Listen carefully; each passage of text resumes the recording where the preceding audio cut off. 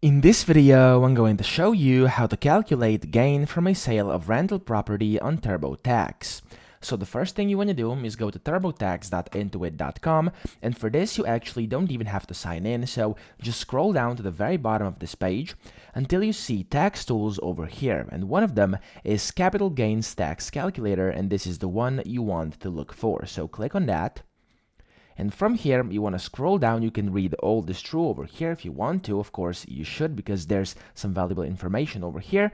And then from here it says this tool can help you estimate your capital gains or losses, etc. Now, what you have to do over here is just put in your general tax info and your stock sale info, and after that you want to run the calculation, and you will get your estimated capital gain or loss, and then your estimated capital gains tax. So that's pretty much it. I hope this video helped you out. If it did, please subscribe to the channel and help me out as well.